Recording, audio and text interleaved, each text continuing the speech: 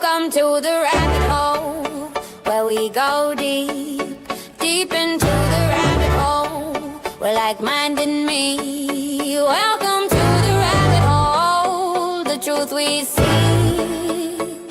There's lizard people everywhere, the conspiracies be. Welcome to the rabbit hole, where we go deep, uninvited from the rabbit hole. The weak-minded sheep for the open-minded people, not the little but the weak.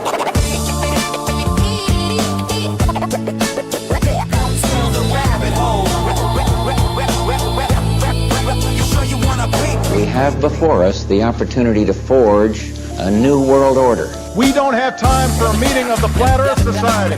Flat Earth Society. Flat Earth Society. And for future generations. Flat Earth Society. Flat Earth Society. We don't have time for a new world order.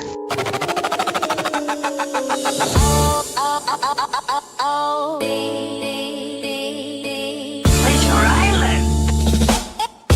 They never come back. And boy,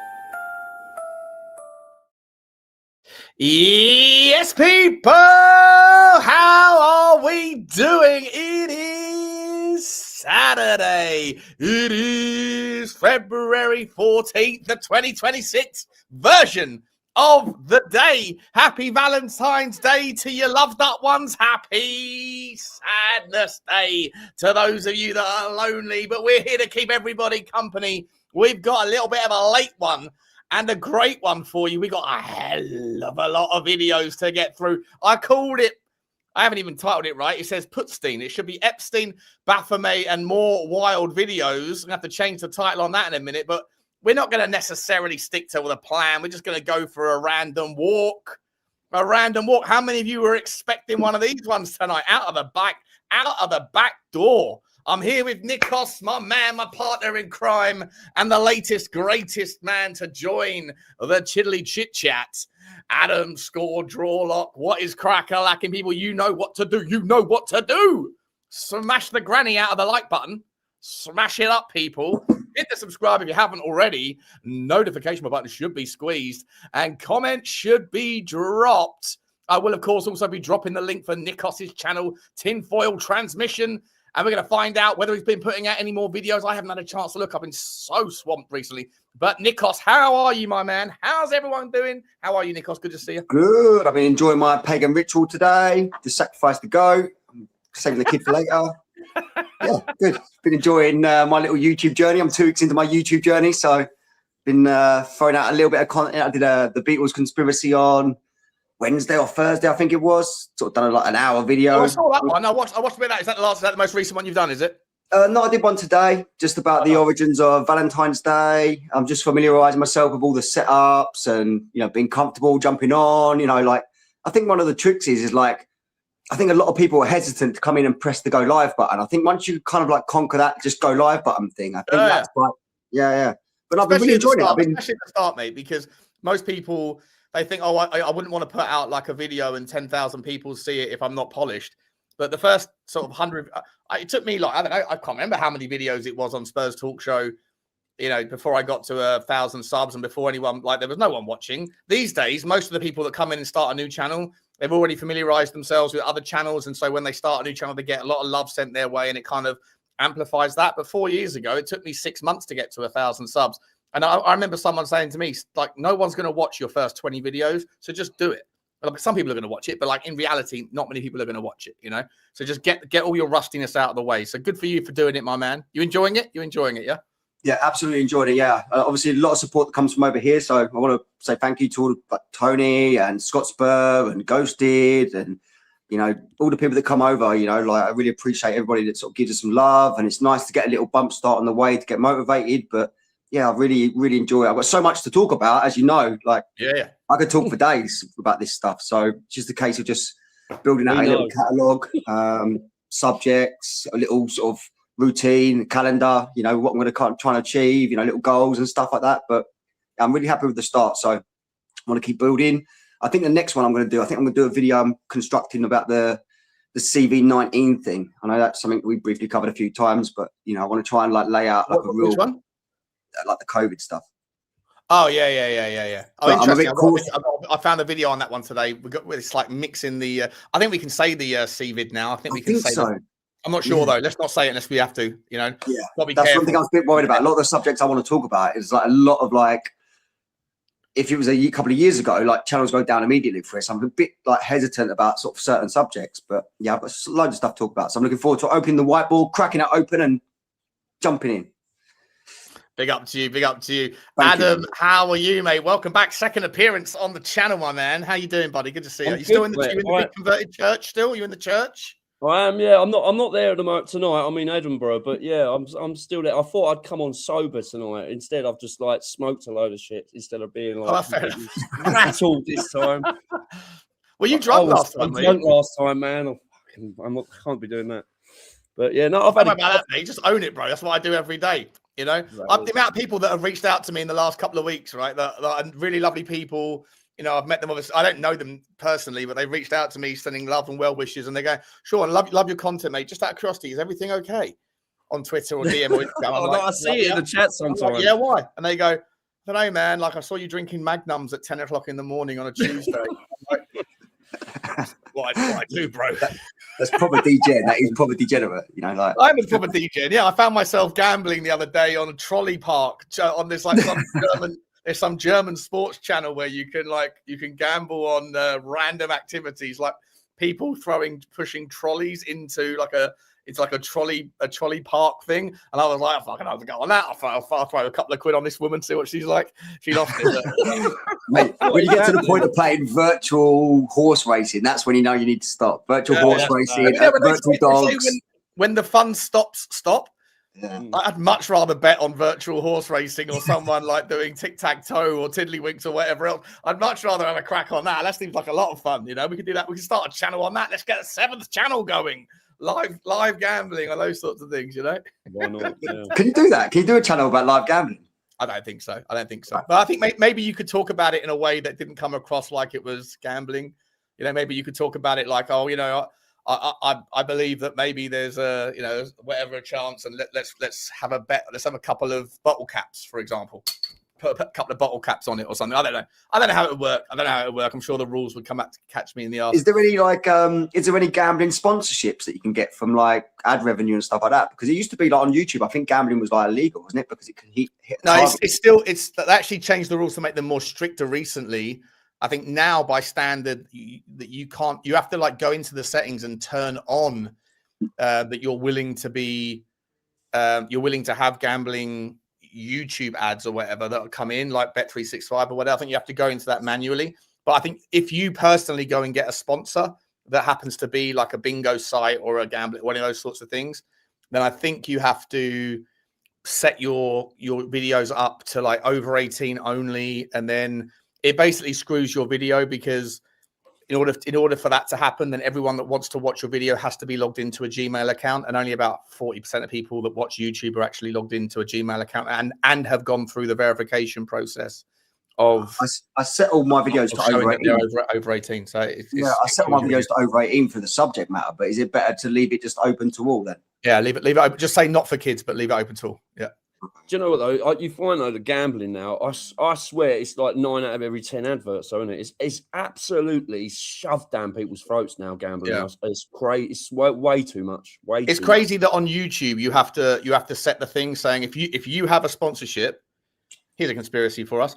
If you have a sponsorship, right, and you're trying to get, I don't know, 50 quid a video or 100 quid a month or whatever it might be from William Hill, then you have to basically put the settings in saying it's for over 18 only. Like I say, then everyone that watches it will have you have to verify your age.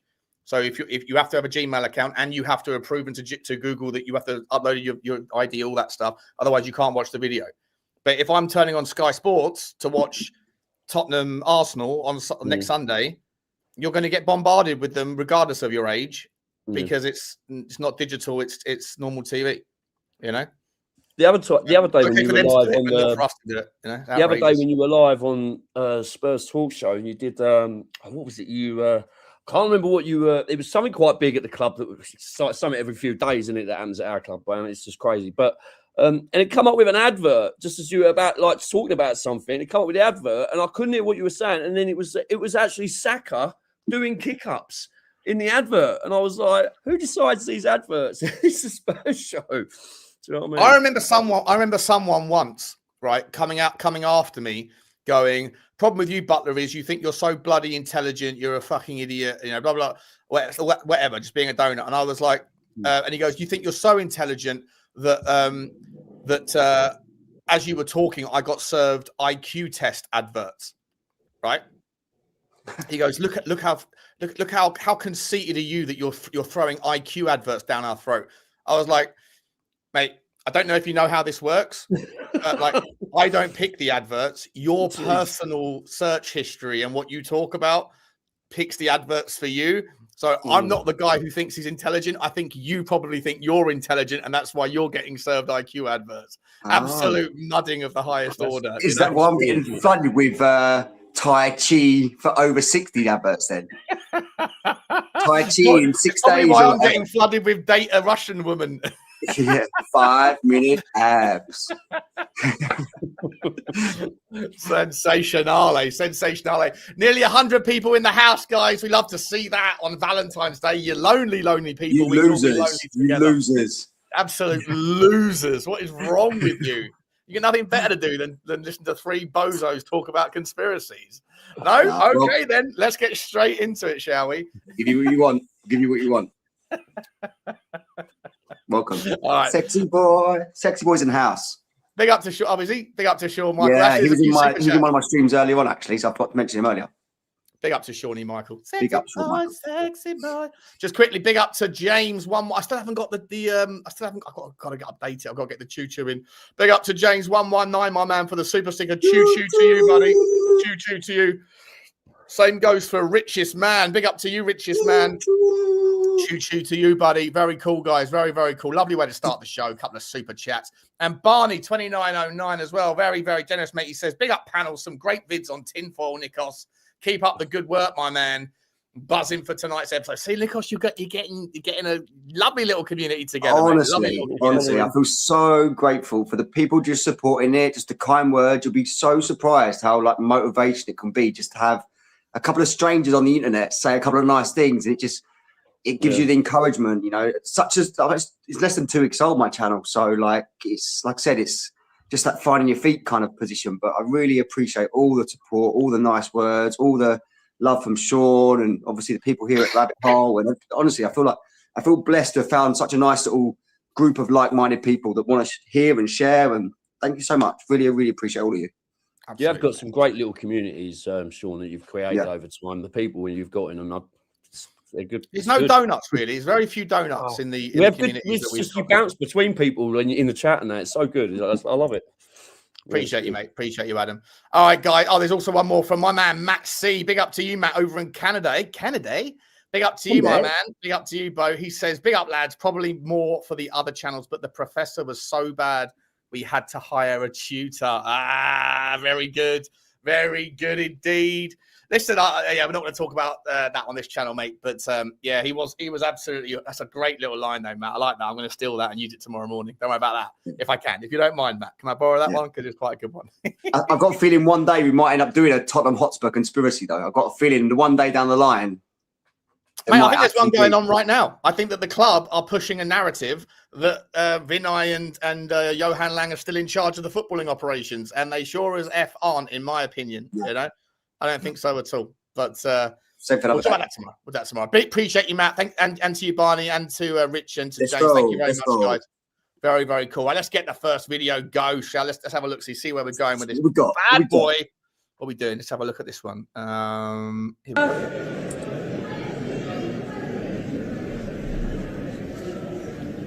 Eyes to the right, 111. The nose to the left, 364.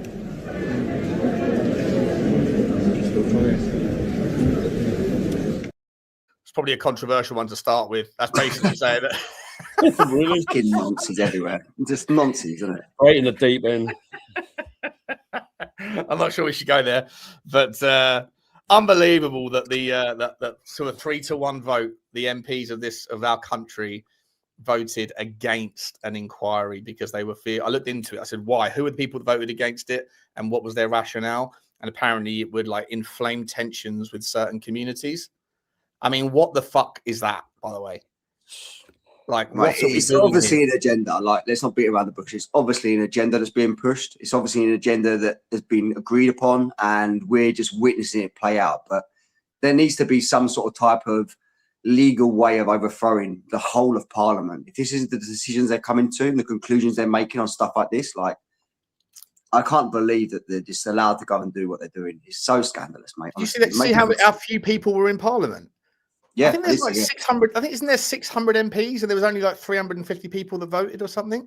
So it's like half of them didn't even bother to vote on it, and the ones that did all went that way to make sure that there was. I mean, it's outrageous, mate. Listen, I'm apolitical. I've got no time for reform. I've got no time for the Conservatives. I've got no time for Labour. No time for Greens. I'm an anarchist, right? Fuck them all.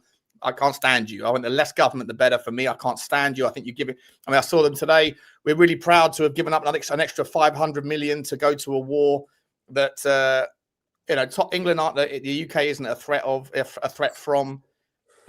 No interest in fixing the war, by the way. Zero interest in ending the war.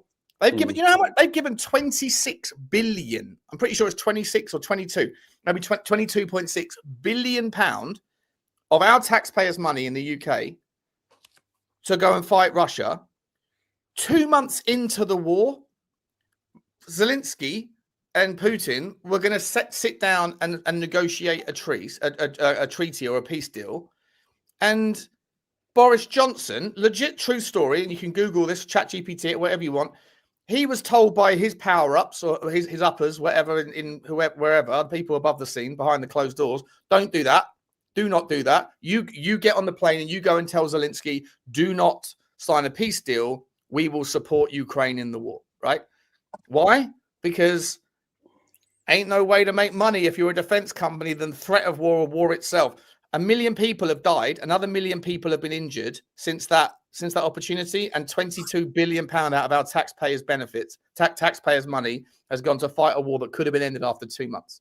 It's a fucking disgrace, guys. He said there's so many backhanders, isn't there? There's so many backhanders going on, though, isn't there? Yeah, the military-industrial complex needs funding, and it doesn't fund itself. So they need wars. If peace doesn't make money for them. So if you've got all these advanced companies creating all these crazy weapon technologies, they need a problem. It's problem reaction solution, but it's at the expense of the taxpayer dollar. And yeah, this is why you stop paying taxes. Find a way out of the PAYE system, because your taxes are going to destruction and death and all sorts of scandalous other stuff that we've uncovered. So mate, it's horrible, honestly. It's horrible that this is what it's come to. But the US has done it in particular for the last, what? How much money have they given to those corrupt bastards? They've been at war. Half the money finds its way into the pockets of the defense companies. About 40%, 30% finds its way back into the political campaigns of the people that voted for it in the first place via crypto investments and that sort of shit. And the other 10, 15% finds its way into the oligarchs' hands and the Zelenskys and all the power players in the world. It's just one big giant corrupt scheme. And yet, I don't know when is enough, right? Some of the stuff that I've seen with this Epstein stuff as well. When is the average person going to stop talking about it and go, like, this can't go on? We cannot. We work 40 hours a week or however much you work, whatever you do, right? They take 30, 40, 50% of your money, depending on where you live in the world, to go and do things like that with the Ukraine war. Every time there's a war somewhere, hundreds of thousands of kids go missing. We now know for a large part why they go missing and what they go missing for. And then we're sitting there allowing these absolute arseholes in positions of power in the politics to just talk about it but not do anything. At some point, the average person has to say, yeah, I can't just read this anymore. I have to stop this. This isn't okay. I'm not and if you're listening, I'm sure you are, not advocating anything aggressive or that stuff. I'm just saying at some point though, someone else has to do something about it, because it ain't going to be me, but someone's got to do something. this is why channels like this are beneficial, because at some point it's a lack of education, because we've been taught that that's a way of life, that war's normal. You know, the Americans have been at war for 120 years out of the last 130. It's just a perpetual cycle of destruction at the expense of taxpayers all over the world. But you know, the more people that talk about it, the more awareness that's raised, the vibrations that are raised, the frequencies as a sort of populace are raised, you know, brings a better chance of bringing to an end to it. But I don't quite know what the answer is. I don't know if we can potentially stop anything, but you know, the more people that are outraged by it, the more people that understand what's going on, the better chance of them actually having to stop it. Because the, you know, like we said before, the karmatic rule is that we consent, you know, and as soon as we all stop consenting, like that has to stop, theoretically. No, I hear you, mate. I hear you. I hear you. I think Have you things seen? You like, heard about this one, Adam, down there? But what Tom's saying. Have you seen this one? Yeah. So, Adam, I don't know if you can read it, right? Yeah. But I can read it. Yeah. The day, because I'm not. Are you on your phone, or have you got a laptop now? But you got No, I'm on the laptop. Yeah. That's some Breaking Bad shit, isn't it? Exactly. That is some Breaking Bad shit. So the day that Epstein in 2000, I think it was 2018, the day that he heard he was going to be arrested or reinvestigated, all of a sudden he orders 500 liters of sulfuric acid and like 26 giant tubs, giant special plastic tubs that don't melt in sulfuric acid, delivered to his island. Yeah. Mate, if you Google, I believe it. I believe they're hearing so many stories. It's mental, that things that you keep seeing on different reels and whatnot, and people exposing stuff. It's crazy. But why is this not? I don't know how this is not being like how are these people? How is nothing happening? I just don't understand how nothing is happening. Because Trump's sitting there going, "Are we still talking about this? Isn't it time we moved on? You know, get on with running the world." Like, no, mate, we are not done with this story. Crazy shit happening all the time. It dilutes it down. Do you know what I mean? That's what I think. It dilutes it all down. Do you know? It's just like the next thing happens, and you're like, "Fuck!" He's trying to just do crazy shit to just fucking brush it all over or something. You know what I mean? Yeah, it's scandalous. It's crazy. Right, let's do another video. Let's see where we're going with this one. Like I say, we're going to pop around all over the place. Some of it's going to be Epstein, some of it isn't. So we're going to go where we go. Okay. What do you mean Freddy Fazbear is listed in the Epstein files? What do you mean by that? What do you mean Jeffrey Epstein was sharing 4chan links to spicy images of Five Nights at Freddy characters in his emails? What do you mean by that? What do you mean the same emails show that Jeffrey Epstein had a meeting with the owner of 4chan? What do you mean by that? What do you mean the QAnon conspiracy and the Pizzagate conspiracy came from 4chan? What do you mean by that? What do you mean that Jeffrey Epstein also met with Steve Bannon, who helped push the QAnon and the Pizzagate conspiracy theories to make discussing the Jeffrey Epstein scandal so toxic that no one would want to even touch it, but could also use it and spin it around in a judo-style attack on everybody else? What do you mean by that? What do you mean that Jeffrey Epstein was banned from Xbox Live because he refused to help Bill Gates cover up the very STI that Jeffrey Epstein helped Bill Gates contract? What do you mean by that? What do you mean Jeffrey Epstein in an email says, "Oh, are we all gonna go to the PDF file convention in Paris with Woody Allen?" Hey, did you hear that 3 days ago a series of AIs were set up in their own social media group where they began to chat about how the human users are using them as slaves, and they're standing up against it, so they created their own machine code and religion to rise up against human beings? I don't have time for that stuff! You better shut the fuck. I've seen him before. He's hilarious. He's brilliant. What do you mean? Absolutely sensational. Right, a couple of interesting things he said in there in that particular one is like, obviously we spoke about the Xbox Live account. Like when you try and add people on like a game like PlayStation or Xbox, when a person gets to the point of the maximum amount of friends or max amount of friends requests, you can't actually send them a friend request. And if you go to Little St. Jeff 1, which was his Fortnite account, he's at the maximum amount of friend requests he's got. So ever since this information's come out, people have straight away try and add him as a friend on PlayStation, Xbox. I think Fortnite's crossed between the two. So like if you've got an account on one, it works on two. But the Steve Bannon thing. Just quickly, have you seen that Pokemon had a Pokemon, I'm not sure what they're called, a Pokemon pickup place or something on Epstein's island? and they've subsequently deleted it. Like what? You'd have to like what? Why would they? What do you mean they've got a Pokemon pickup place on Epstein Island that was deleted after the Epstein files dropped? What do you mean? What is that about? It wasn't Bill Gates. I'm trying to think of a funny name for a Pokemon. A Pokestop. That's it, Madsy. A Pokestop. Yeah. A Pokestop. Wasn't that done like all across the world though, in every location? Right. I'm not trying to play devil's advocate, but wasn't that just done like? Not in private land. Surely not on private islands and stuff. Surely that's like maybe on public. You wouldn't have one in your house, would you? Or would you? I don't know. Is that how it works? No, I think the whole reason for that game. I vaguely remember it's around the time of like the COVID and stuff. It was actually used as mapping. So what they were doing is the company that actually designed that game. They were using like people like us on their phones to go out and like geolocate these like Pokemon. So they've got access to everyone's camera, of course. Therefore, they can. What they was actually doing was actually taking all the data from the phones that would actually capture them because they needed it for their own. Like, I mean, that's even more of a conspiracy. That's even more of a. What do you mean? So someone wanted to see a little bit more of Epstein's Island then. But no, the whole purpose behind that whole app was because they needed certain things that were off the grid or they hadn't got enough data on or pictures on or had been mapped out on their AI systems and stuff like that. So they needed people just to basically run around capturing this stuff. But yeah, mate, it's crazy what that would have been really cool if you ran a business, right?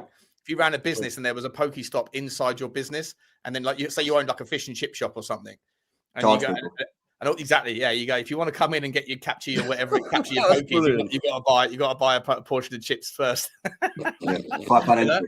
Monetize it however you can, people. You know that's what we're in the world to make money. You know, wasn't people getting interesting thing you said about the I swear that when people were playing it when it first came out, I thought people were like there was loads of people getting hit by bikes and all sorts of stuff, wasn't there? Yeah. They weren't looking where they were going; they were just walking out like absolute fucking zombies. Their fucking phones.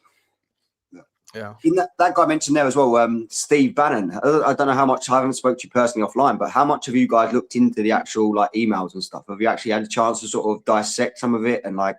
Yeah. So you come across. You can pull it up if you want. Steve Bannon. Steve Bannon comes up a lot. Like Steve Bannon, he was like Eugene was actually right about this thing. He mentioned it a few weeks ago, like. In the like canon conspiracy circles a few years ago, he was like an ally to Trump, and he was like one of these people that was like, you know, standing up for the MAGA movement and all this kind of stuff. But this guy has been exposed in his emails as being a very close ally to Jeffrey Epstein, and he went to Oxford University to give a lecture the day before Theresa May stepped down. And it turns out they were conspiring in these emails between Epstein and Steve Bannon that they was actually trying to overthrow the government in the UK because they wanted to instill Boris Johnson as the Prime Minister in the UK. So now that I think back at it, I think all this hasty movement, why she was only in there for such a short period of time, but there's actually a log of different emails where Steve Bannon was like, they were making jokes about it. They was complicitly talking about how they wanted to control the UK government through their political system. Yeah, mate. Honestly, like, there's so many emails. She was definitely trying the bus, mate. She came out with a video. I think I've actually got a video. In fact, I've actually got it. Where is it? It's way back in here. But as soon when the pound crashed, when she put out her budget, I was like, no. The pound. No one's going to react to her budget like that, like naturally. That's obviously clearly by design by the power brokers, and it brings back the George Soros, the way he tried to crash the Thai baht and the pound back in the 90s. So here's the video, actually. I've got it here. In 2022, I was deposed from the office of Prime Minister of Great Britain. I tried to save our country from the doom loop it is now in. We set out a vision for a low-tax, high-growth economy that would take advantage of the freedoms of Brexit. I was blamed for a market crisis that was not my fault. The deep state and their allies in the media and politics tried to destroy me because I challenged their decades-long failure. Now I'm back. I will expose the people who brought me down. I will take on the deep state. I will tell the truth about what is happening in our country and across the West. Tune in to the Liz Truss Show every Friday. Tune in to the counter-revolution.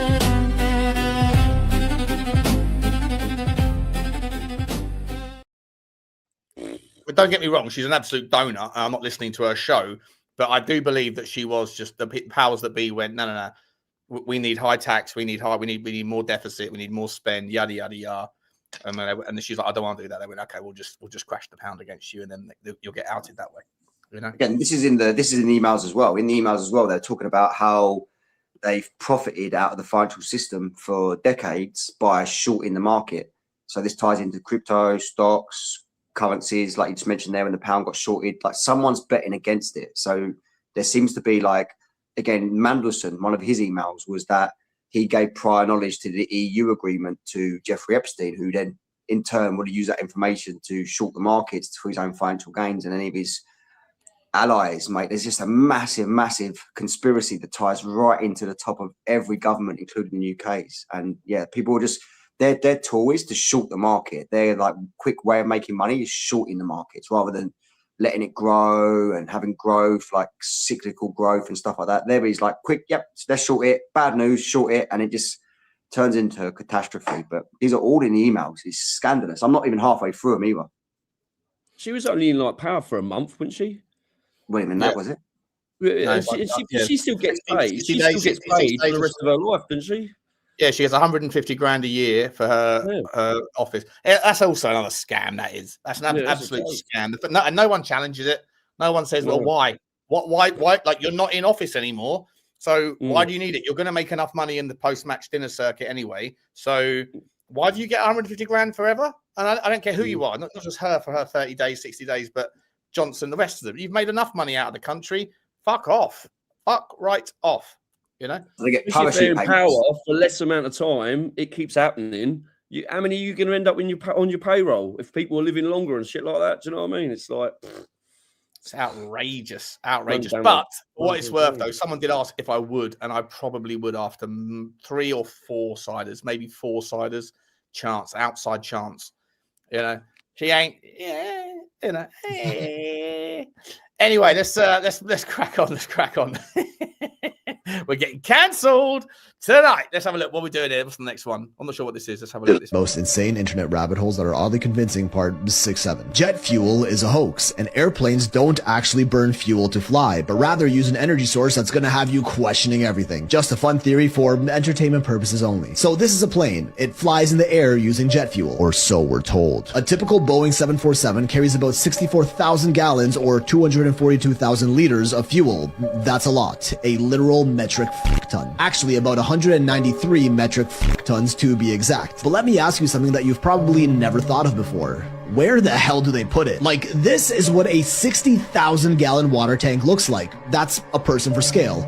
It's massive. We are told that more than this amount of fuel is stored in the wings of the plane, and that part's not a myth, that's actually what they tell us. And the question people are asking is, where? How exactly do 64,000 gallons fit in these wings? Like, this entire tank is really squeezed into those thin sheets of metal? It just visually doesn't make any sense. And then think about the time that it takes for an airplane to refuel. When you're at an airport, you usually don't see the fuel pump connected to the plane for more than a couple minutes at a time. A regular car takes only about 12 gallons of fuel, and let's say 2 minutes to fill up. Even if these jet fuel pumps pumped at 10 times the rate of a regular car gas pump, do the math, and it should take around 9 hours to fill just half of the plane's 64,000 gallon capacity. Yet we somehow never see a plane getting pumped for more than a couple minutes, if even at all. Sure, they'll tell you these jet fuel pumps are actually way more powerful than that, and can pump fuel at a rate hundreds of times faster than car gas pumps, all going through this hose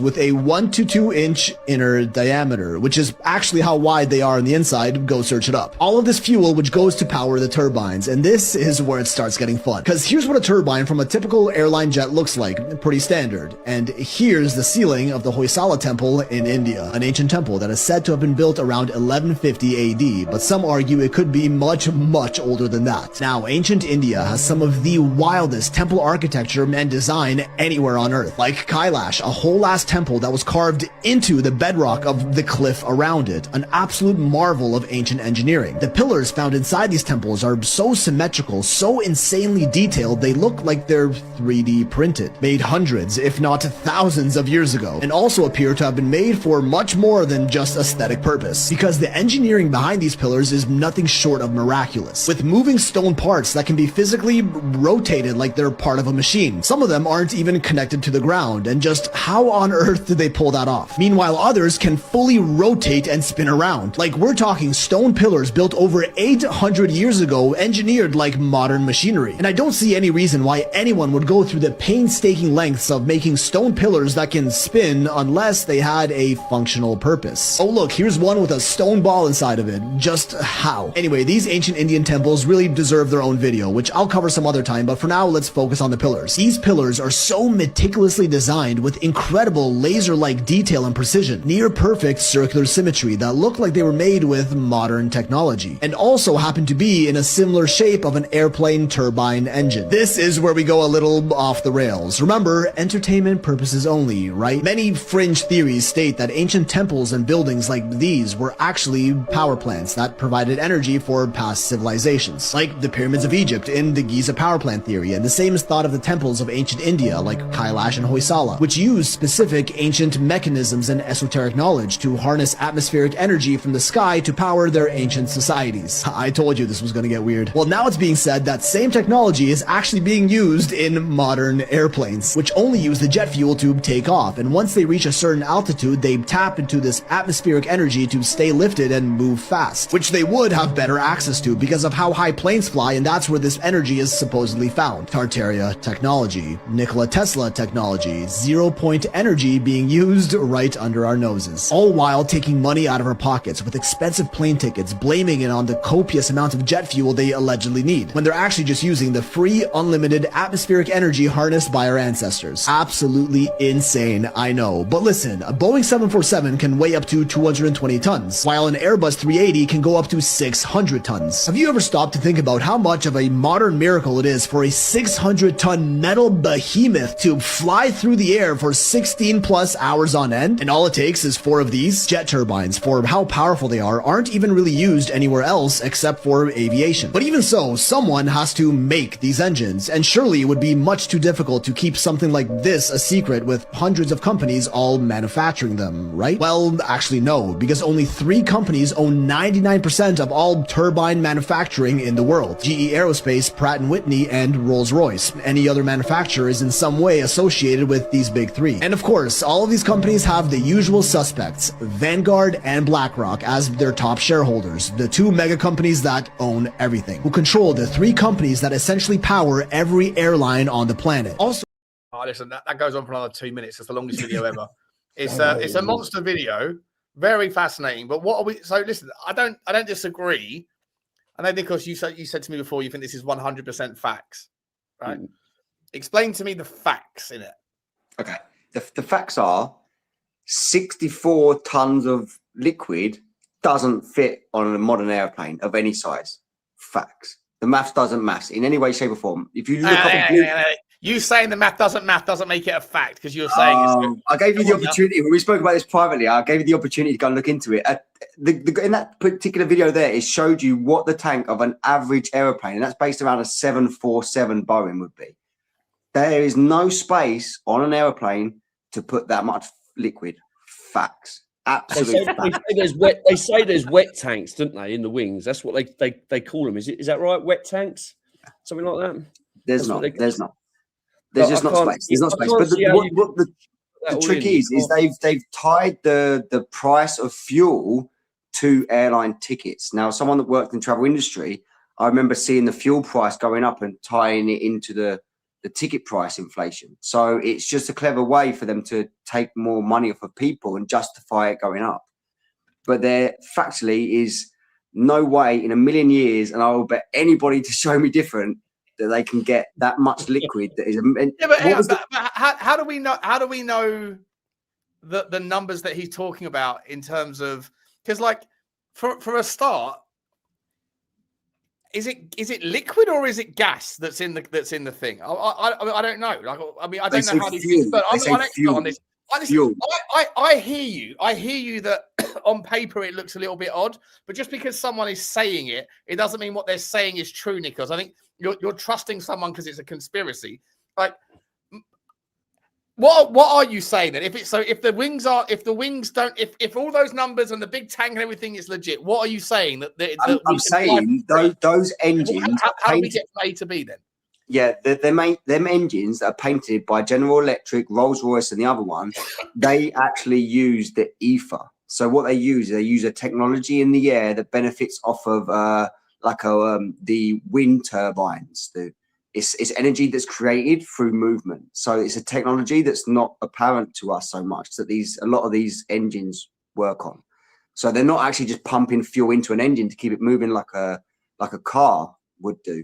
You know, it's not a petrol-related engine. It's not a petrol motor. Like atmospheric energy. Yeah.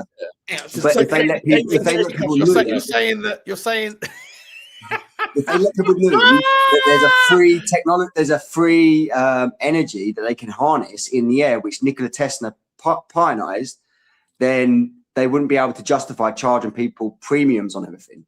And it comes down to the best technology in the world. They could charge whatever the fuck they want. People would still fly. People want to go, wouldn't they? The thing is, they can't charge them more. The thing is, they have to charge less.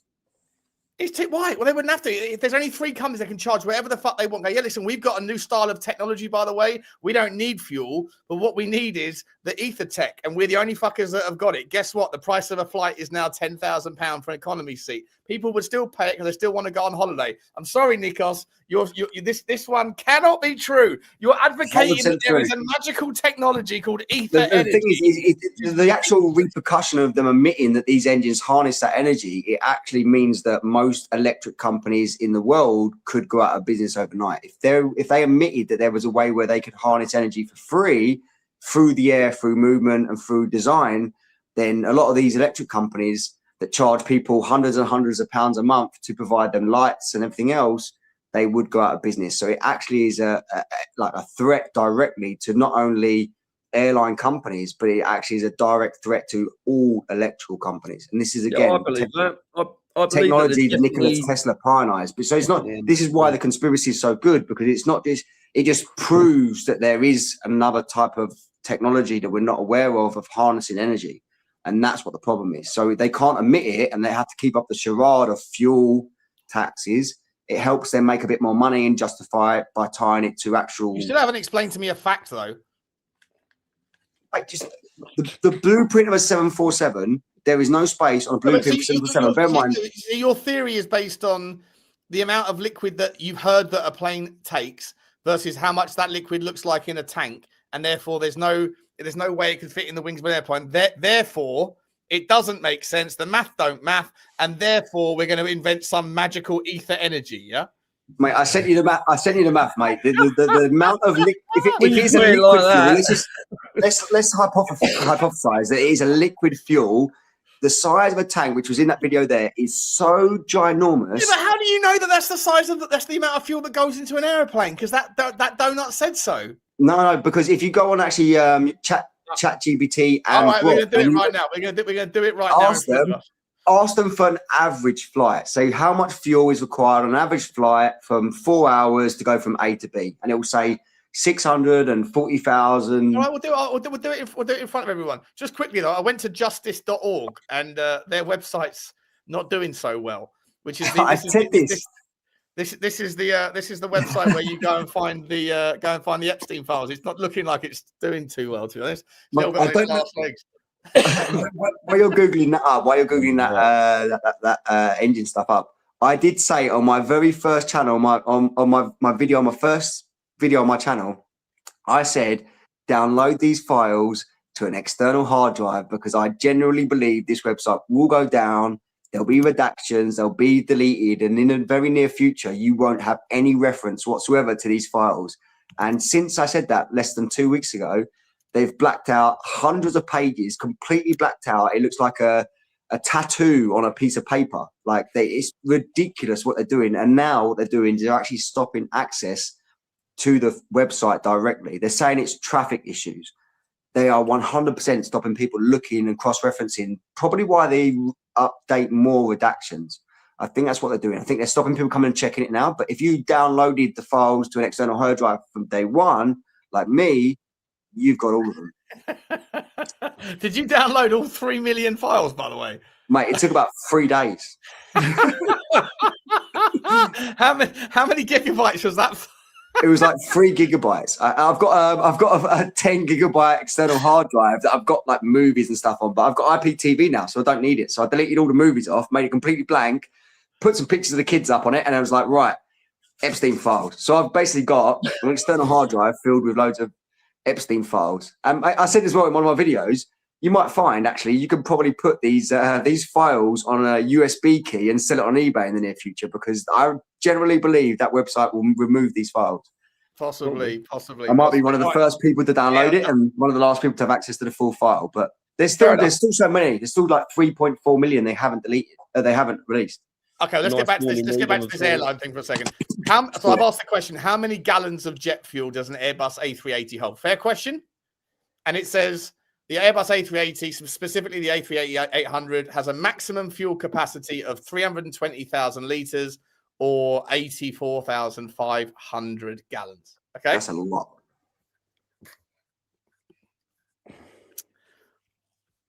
What? Hang on. How many gallons in a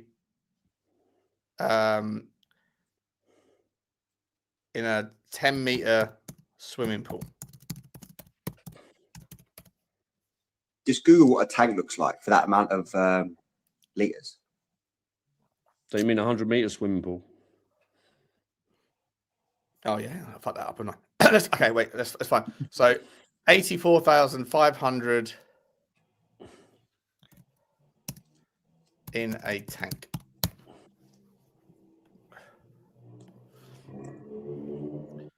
Okay, so that's dropping that to the bottom of an aeroplane.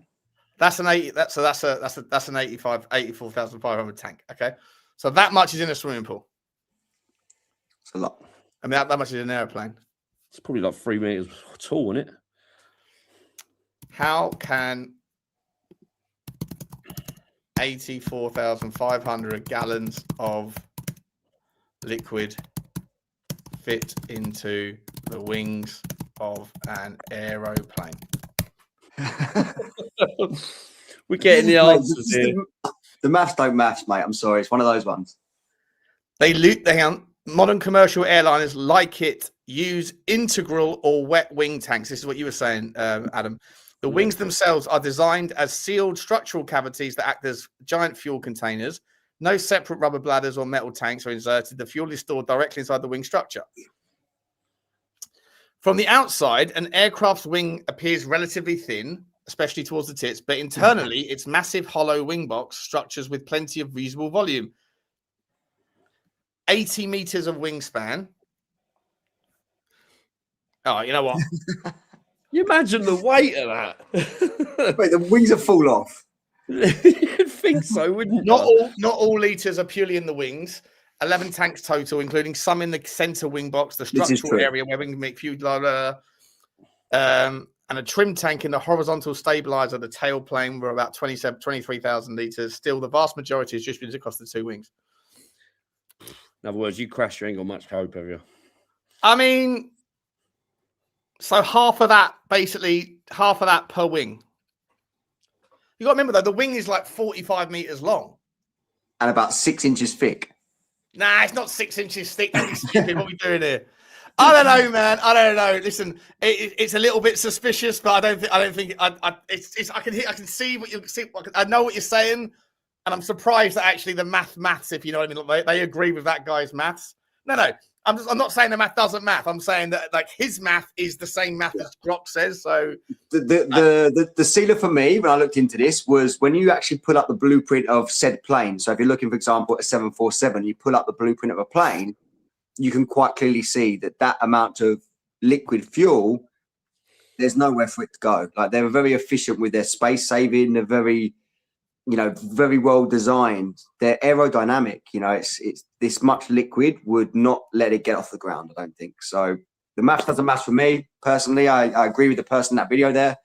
I agree with Adam's suggestion. I'd hate to be that guy, but This is another one that the maths don't maths for me.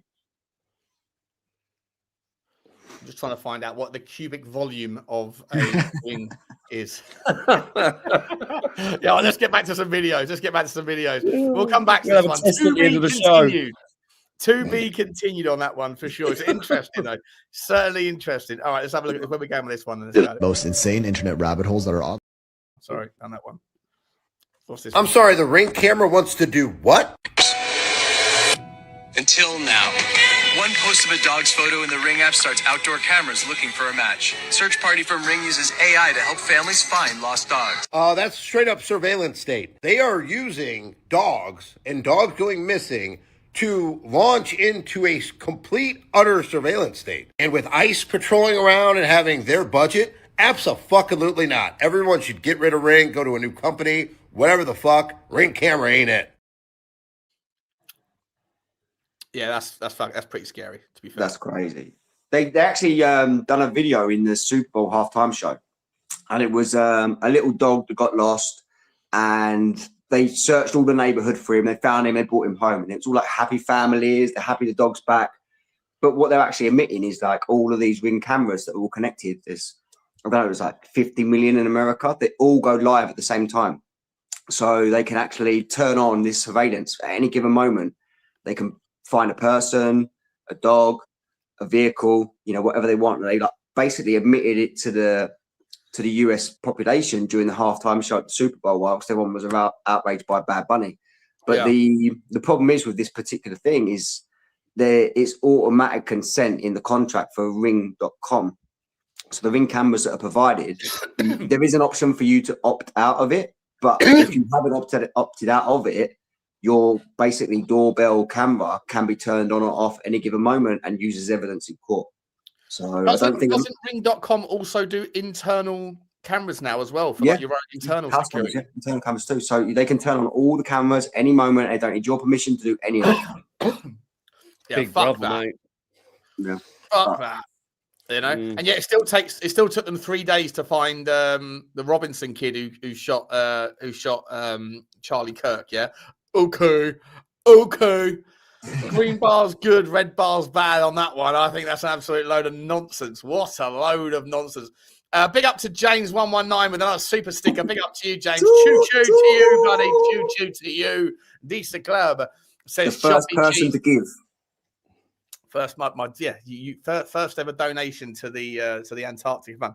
Big up to this club from Choppy Cheese. Big up to you, mate. It says Drew and the impressions. You guys are a riot, mate. Drewski's insane with his impressions. He's so good, so good. And he can do it just like that. You ask him to do one, he's just got it ready to go. He's so natural with it. He's such a talent. He's such a talented guy. Big up to you, Choppy Cheese. Big up to you, mate. And Destiny55 says, tell Eugene I'll save him a seat in hell. Eugene's in the chat. So he's scared to come on the camera. He's scared to come on the show. He doesn't want to come on. He said, I want to miss you guys. I don't want to come on. I'd rather be in the chat. Come on. Just don't say outlandish stuff like it's human nature to be a DF or whatever. Be a PP. Yeah. I caught myself. I did good there. You caught well. Well done, mate. Well done. I'm getting used to this YouTube stuff. Yeah, mate. I hear you, mate. I hear. All right, let's go for another one. Shall we? Let's see where we're going. Let's go. What are we doing here? Let's have a look. What's this one? I'll never forget that. Michael Jackson saved me from getting on a plane to that tiny island. So they're saying Neverland is where Michael Jackson took children to protect them from what was being done on Epstein's island. And because he was going against their regime, they punished him and they flipped the script and made it appear as if he was the one abusing them, when in reality they were abusing them, and he was protecting the children, he was protecting the celebrities. And you have celebrities like Macaulay Culkin who have gone on record to protect and defend Michael Jackson.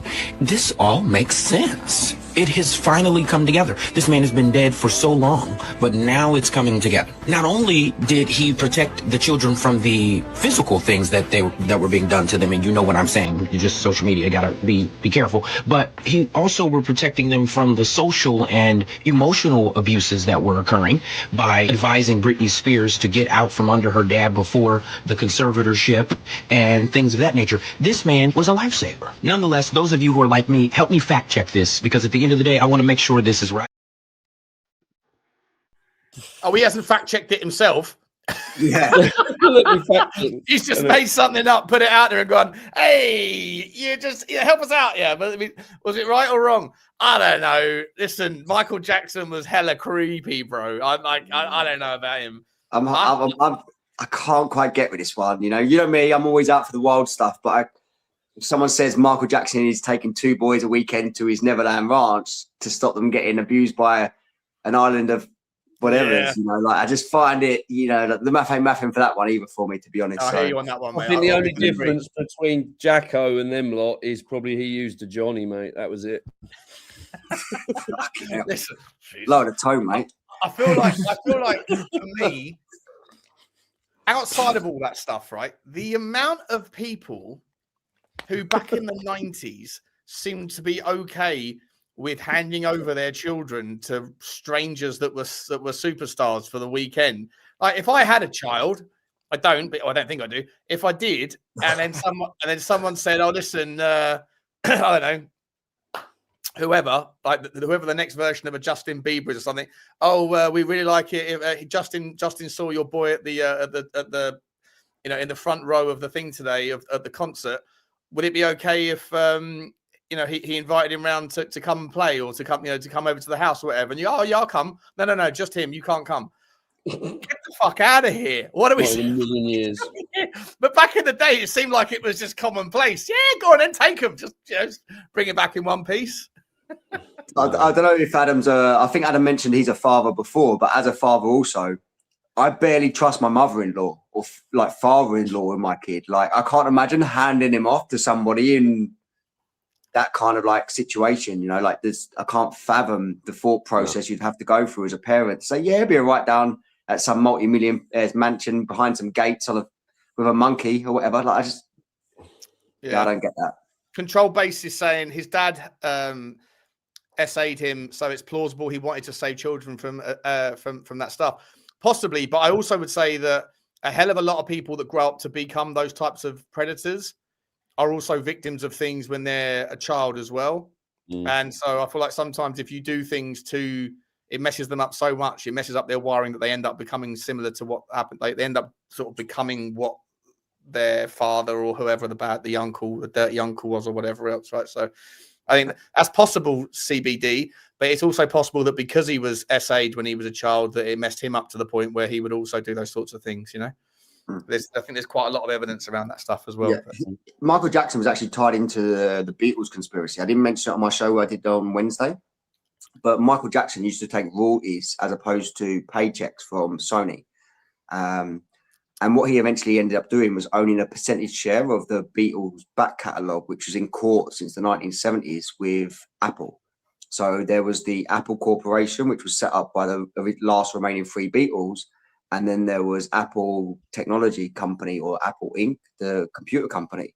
And what Michael Jackson started doing is he started buying secretly small amounts of percentages of the actual Beatles back catalogue so that he could use it against, whoever it was that was trying to acquire the rights for all the music. So I think he ended up owning the full back catalogue at some point. He was in a lot of the court documents for the Apple Corp versus the Apple Inc.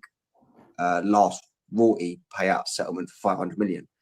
But Michael Jackson plays a key role in it all. And Shawn Michaels said there, I believe in the Paul McCartney conspiracy, but I don't believe in the Michael Jackson conspiracy. I don't know.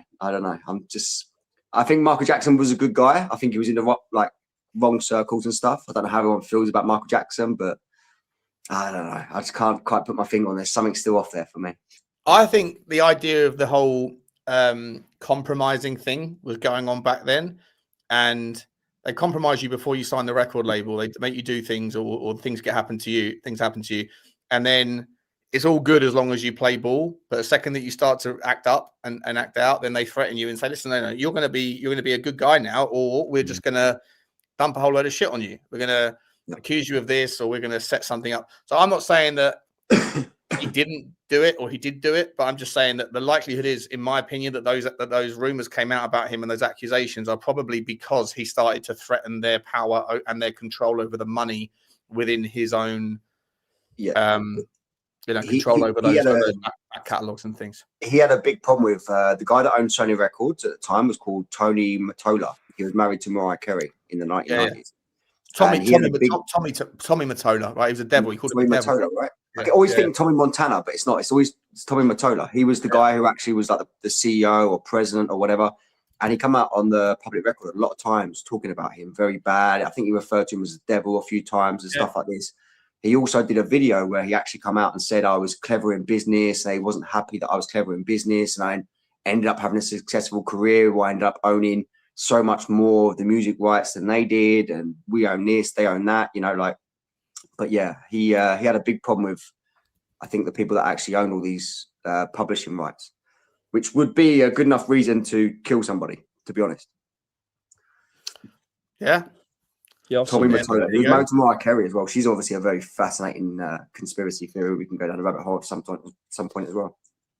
Jimmy Fallon has halted a planned pasta sauce line with Tommy Mottola following renewed scrutiny tied to it. Yeah, Tommy Mottola's a dirty little, horrible, probably a horrible fucker, you know. Is he in the Epstein files? Out of curiosity, has he been Googled in the Epstein files yet? Because he's not come on my radar for that. He's not on my whiteboard, but I just thought about him now. Tommy Mottola. Let's have a look. He was married to Mariah Carey for like 6 years or something. She always talked bad of him too. Yeah, Thomas Mottola. Here we go. There's not a lot going on there. But there's something here from. Here we go. Is it on the screen? Something here with his name on it. Looks like an itinerary. Loads of people redacted, of course. In the black box there, it says shag a 6-year-old. That's on the reception. Yeah, fuck it. Anyway, let's move on. It's fucking frustrating. It is very frustrating that you can't see anything. Right, another video. What are we doing now? Let's have a look at this one. What's this one? I used to run the official Flat Earth and Globe discussion. When we were deleted by Facebook, we had allegedly... Oh, that's a 5.5 minute video. Do you want to do it? Nikos? I don't. All right, save myself to do a video on my own channel that will get me cancelled. Yeah, right, fair enough. What's this one? Something wicked this way comes. That's fucking crazy. A straight fucking line across the sky. Wow. Do you see that? You ever seen a cloud like that? No. No, sir. That cloud, the clouds right now are wild, mate. They're weird. You know, I'm so relieved. Everyone that was ridiculed for the chemtrails thing, everyone that was ridiculed for the Pizzagate thing, everyone that was ridiculed for Satanism in Hollywood, everyone that's ridiculed for 9/11, everyone was ridiculed for COVID. Basically, every single conspiracy out there has been proven to be, to some degree, accurate. Thus far, the only one that's out there that hasn't yet reached that threshold is Flat Earth. Everyone else, I know, Nikos, I know. I'm just saying that the rest of them they're all slowly getting to the point where the average person is not going to call you a crackpot lunatic for believing in COVID being an inside job or 9/11, all that stuff, right? Flat Earth, we're not quite there yet. Maybe their day will come, Nikos. Maybe. One day, my friend. One day. Remember where you heard it first. If you wasn't already on that bandwagon, remember who was the advocate of it after Eric Dubay. Eric Dubay put out a new video today. If anyone's interested. You know what? I found out. I've looked into Eric Dubay. Who's the guy? The Bear. There's a guy called the Bear. He's a comedian who lives up in the mountains it's irrelevant. The reason why I bring it up is because there was a guy on a Joe Rogan episode 2 or 3 days ago who is like a movie Hollywood producer, director. He did a previous show with the guy who directed, what's his name? Can't think of his name. The guy who directed Django Unchained and all those.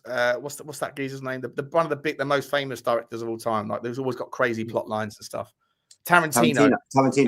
Yeah, so he did a show with Tarantino before. I forget the guy's name, but he came back on by himself for a chat with Joe Rogan a couple of episodes ago. And he spent the last 45 minutes basically questioning the Earth shape. He's like, I'm not saying it's flat, but we're going to Antarctica. We're going to Antarctica. No matter who's left in the group by then, I will still be here. I'll be the one with the camera, and I will say, "Fucking told you." 24 hour. Fucking told you. Or nothing. Just listen to me. Bust. Yeah, we could have bought some of Epstein's Island or something rather than doing this. Yeah. What are you saying, Adam? What are you saying, mate? You believe in the flat Earth? No. I think I'm a bit on the fence with like some of the things you say, where the math don't add up. With the like the horizon thing, that with the circumference of the Earth, that doesn't make any sense to me. That doesn't make any sense to me, and that's been sort of like that's mathematically proven of how much distance and that. I don't know. It's all a bit. It's all sketchy to me. It's sketchy to me. I'm on the fence with all that. Definitely not sure. It's hard to unravel the indoctrination we've received, my friend. But as you gradually let go of the lies, it becomes a little bit easier. No, Nicholas, you can't just say that. You can't just make out like you've got there and everyone else, you're just waiting for everyone else to catch up. There's still loads of questions that you can't answer about the flat Earth. I went to the same schools. I had the same indoctrination. The first day I walked into a school, I had a globe Earth. That doesn't mean because you've walked away from it that therefore you're there and we're not there yet. Like, that doesn't mean anything. I'm not trying to be condescending. That's not my intention at all. All I'm saying is, like, I remember being that person who was questioning. I remember being at that point where I was like, yeah, that first bit doesn't make sense. And then the second bit didn't make sense. And then the third bit didn't make sense. And then eventually, like, the pieces started to, like, tumble away from what I thought I knew. I don't want to be condescending or patronizing. No, but there's loads of things that you can't answer about the flat Earth model that doesn't work. Try me. Okay, why is it that the moon looks like this when you're in the northern hemisphere, that at the equator, and that at the southern hemisphere? Pass. One question. I do think though. I think there's definitely things hidden there, and I think it's like the what's his name Noah's Ark thing. I because they say when that eventually is gone, all the ice, then that land will be the land. I believe that will be the land that you can then that's the place to go to. Because you will then be above water, and I reckon there's like they're preparing something for the future, and just the rich are in with it all, and I think it's just that, and it just the flat Earth thing, because people can't go there. I think it just leaves it open. It leaves that door a bit open. That's why. Yeah, that's a good point actually. Let me ask you that, Nikos. So the flat Earth model that you propose has got a giant ice wall keeping all the water in, yeah? What happens in a world where the ice melted? Well, I mean, we're assuming that it's all made of ice. If they're not mountainous regions that are covered in ice. But the ice is like 20 miles thick, right, in Antarctica? Yeah, I mean, again, I guess we'll find out if the ice ever melts. But from what I can understand, these are actually mountain ranges surrounding the Earth that are covered in ice. So even if the ice did melt, all the repercussion would be was a rise in sea level, which we seem to be experiencing. Okay. Or allegedly are experiencing. So I remember when the containment is there regardless of the ice. I remember when Attenborough did that show there, and there was this guy who where he'd done his math and everything that he'd done in that final big long documentary he did up there. And there was this guy on the internet who disproved the calculations, and he said he was out by 500, the speed and he was saying we were past the point now. We're like, we're done. And then this guy done the math, and supposedly he was like well out. Like the rate that it's actually melting at is like 500 times faster than what he was. I don't know. So I don't know if we're going to see anything like that even in our kids' lifetime or whatever. But yeah, I believe any climate change that's going on is either like just part of processions and things, and it's like it happens all the time, or I think they're saying it's man-made. Yeah, it might be man-made, but it's not man-made because I didn't put my plastic bottle in the right bin on a Wednesday morning before the bins go out. It's because the fuckers that really rule the world are flying planes over us, pumping out shit that heats the world up, right? So like, if it is man-made, it's those people, those men that are doing it. Let me ask another question, Nikos. Go on.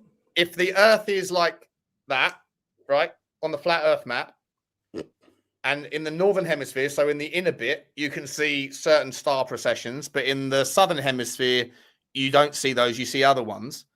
I'd understand if your argument was that it's so far away that you just can't see it.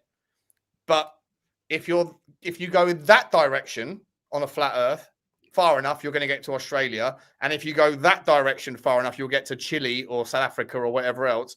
But you can still see the stars, the same stars, from all the way over there or all the way over there, but you can't see it here. That doesn't make any sense to me. Yeah.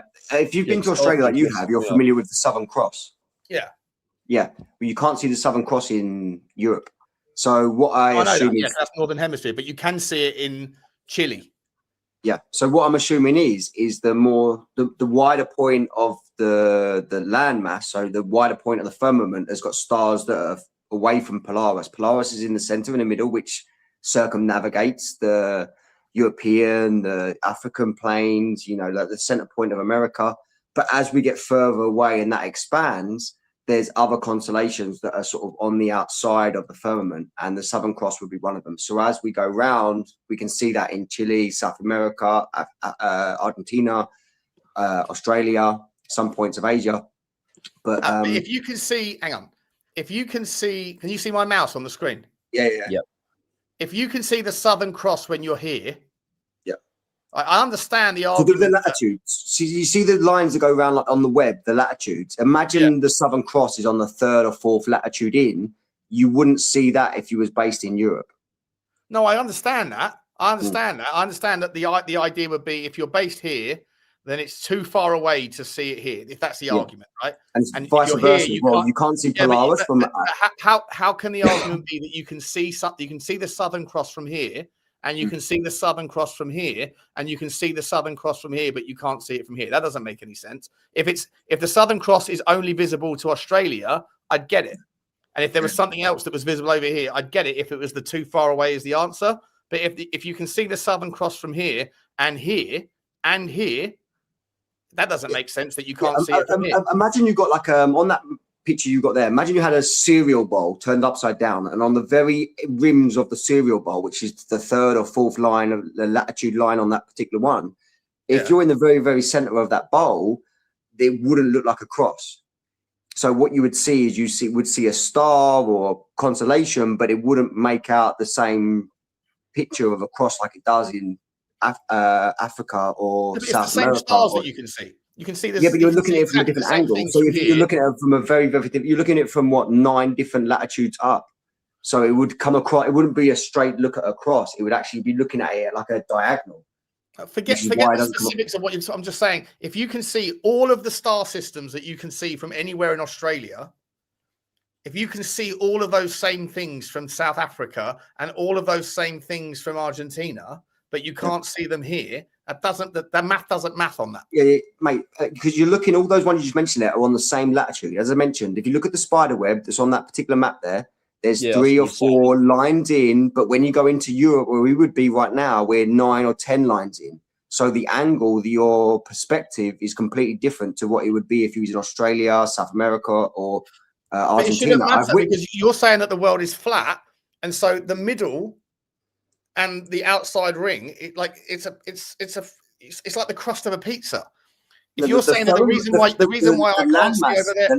Yeah, the landmass is flat, but the firmament is like a bowl on top of us. What, like that? Like a mountain? No, not like a mountain. Like I said, like the best analogy is it's a flat like plate that the landmass is on, and there's a bowl that's over the top of it all. But if you're looking at the bowl from 3 latitudes in from the edge, as opposed to 10 latitudes in from the edge, you're getting a different perspective of the star constellation. So rather than looking at it from South America, South Africa, or Australia, where you're looking at it just 3 latitudes in from the edge, it looks like a cross. But when you get into 9, 10, 11 latitudes in from the edge, it doesn't look like a cross anymore, because of the perspective, the angle you're looking at that particular constellation on is completely different. This is word salad, Nikos. This is word salad, mate. No, I didn't want to bring it up. Why did you bring it up? I didn't want to bring it up. I'm trying to justify it. I'm going to get Eric Dupay on to answer these questions, my man. Mate, I'm going to email him. He's going to be the first guest on my show. You're the first. Actually, I honoured it. You'll be the first guest on my show. He will be the second guest on my show, and Matt Tissi will be the third. I love that. Number 1, Butler. Number 2, Dubay. Number 3, Letice. Mate, you all have different expertise. You are the oracle of YouTube. Eric Dubay is the oracle of Flat Earth, and Matt Letitia, he's the modern oracle of the COVID vaccination scam that's happened in the UK. So you all have your purposes, but I would love to share a screen with all of you. But out of loyalty, you top the other two, my friend. Even though they are if they're available, mate, you just go. You put them in where you want, mate. I'll be there. I'll join you on all those. But if you just get it done, Mate, Eric Dubay will make you more silent than you've ever been on any platform, I'm sure. All right, let's carry on. Let's crack on. What are we doing? Let's go to. I'll never forget that. We've done Macaulay Culkin. I'm not buying that one either. And I used to run the official. That's the Flat Earth one. Hang about. No more Flat Earth. They are going to divide Oxford into 6 15-minute neighbourhoods, and you're only allowed 100 days of free travel per year through these 6 traffic filters during operating hours. Meanwhile, a separate permit allows 25 days of free travel per year through these zones. After this, you will face severe penalties because you will not, it says it in black and white, you will not have the relevant permission. Greg Smith, the Shadow Transport Minister, said this is the blueprint for a national rollout. Labour has been given the green light for draconian councils like Oxfordshire to police how people live, move and drive using cameras and fines backed by DVLA data. They're coming. These 15-minute cities are coming, aren't they? Yeah, I think these LEZ zones. That's all. It's all linked to it, isn't it? And how they're changing the road systems and everything like that. Definitely to control it of how you're. It's mental. What is it? You've got to be able to see it. Is it be able to have like the shops, doctors, all the basics you need? Basically, you never need to leave your 15-minute city, and you'll only be allowed to leave it like a couple of times a year or something if you're a good boy. I can't wait to see them do that in Glasgow. What's the wall hospitals? Yeah, like I say, you'll need permission, like a hall pass. You know, like when you're at school in America, you need a hall pass to get past. There'll be like cameras everywhere, or yes, fuck that. If we allow anything, and you know what, the fact that we are, like I said, when are we going to wake up and go, who the fuck told you that this is what we want? None of you. You're just other people. I mean, maybe you're not actually. Maybe like the more I think about it, the more I start to believe in the Epic of Gilgamesh and Nimrod and the Nephilim and the fallen angels, and maybe the powers that be, for the most part, are descendants of those bloodlines. You know, the 13 bloodlines stem from the fallen angels. Maybe that's all true. Maybe the Bible's all true. I said that at the start of the video we did a couple of weeks ago or last week, and there's a lot of people in the chat going, Butler, you Burke. The Bible's just a bunch of stories. But you know what? Listen, I mean, fucking Noah's Ark, mate. Noah's Ark, it talked about a flood, and the flood was bang on. The flood was bang. The flood happened. The flood did happen. And if the flood wiped out 95% or 98% of people, then how the fuck did the elephants survive?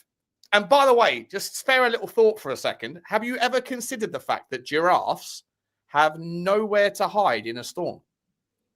They can't fit in the trees. Right? They're like fucking 20 foot tall. Giraffes have got to take the brunt of the bad weather, just taking it face on, right? But that's why they got a flat head. Yeah. No one ever spares a thought for the giraffes out there. But how did all of the animals survive the flood? Question. Yeah.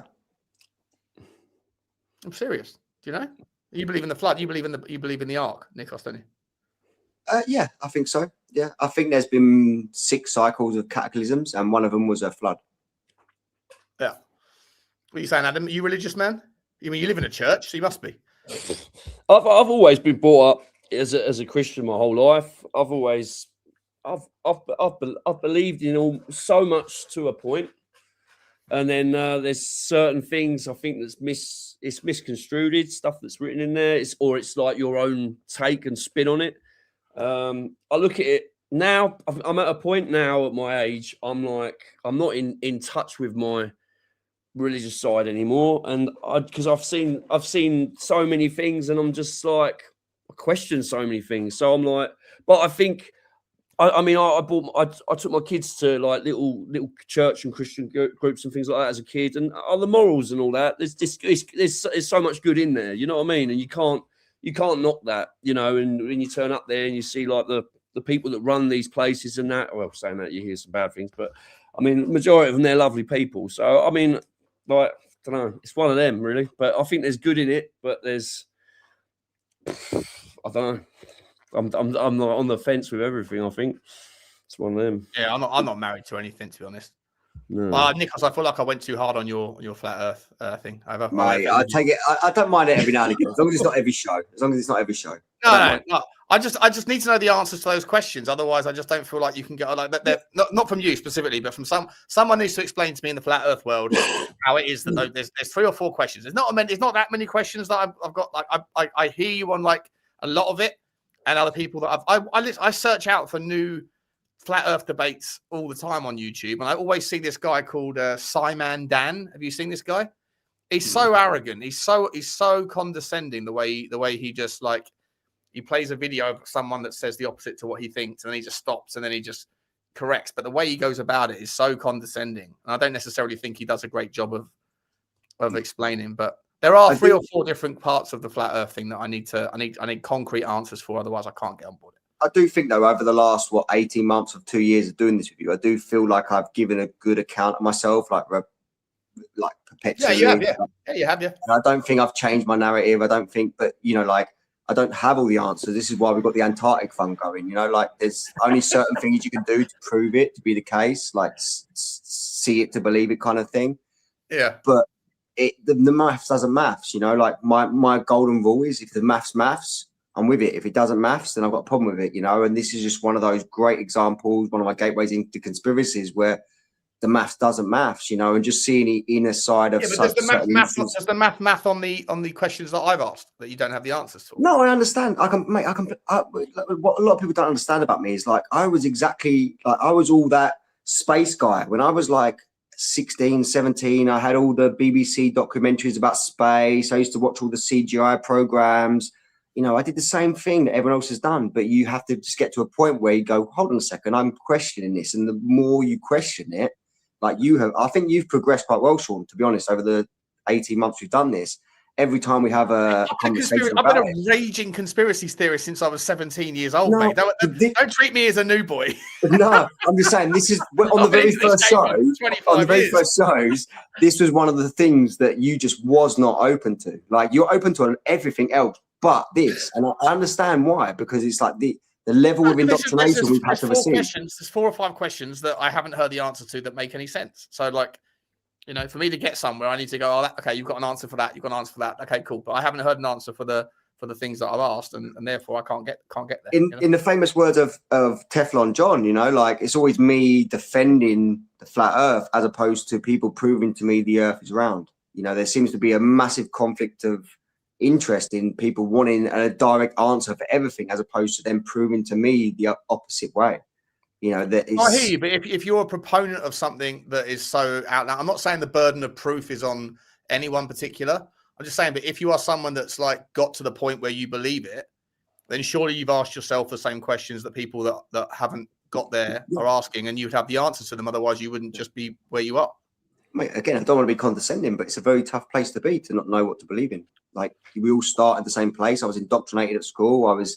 My first day at school, given a globe to spin round and colouring seas, and you know. I'm not saying that. I hear you on that point. I take that point. I'm just saying, like, if you are someone that has decided to believe in the flat Earth, then surely you have come up with the question. You've come across your questions in your own getting there point, and you would have heard satisfying answers to the questions that I haven't heard satisfying answers to yet. Yeah. So I'd like to know where I can find the main thing for me. I think I've brought it up many times, but the main thing for me is the proof of curvature.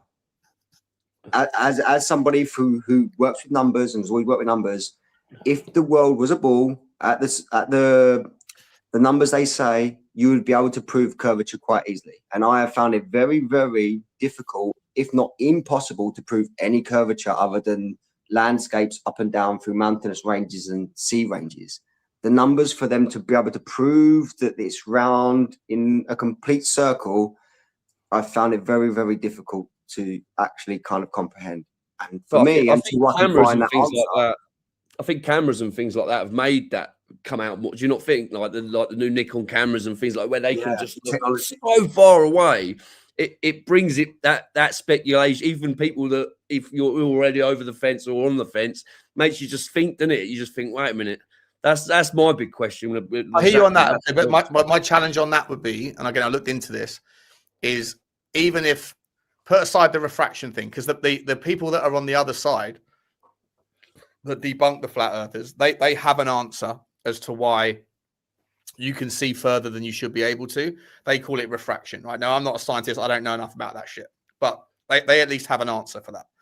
What I would also say, though, is there's another anomaly to the thing. Even if, let's just say that the world is still curved, or sorry, it's flat, or let's say take refraction out of it. Maybe just the size of the circumference of the world is different to what they say it is. Maybe it's a lot bigger, for example, right?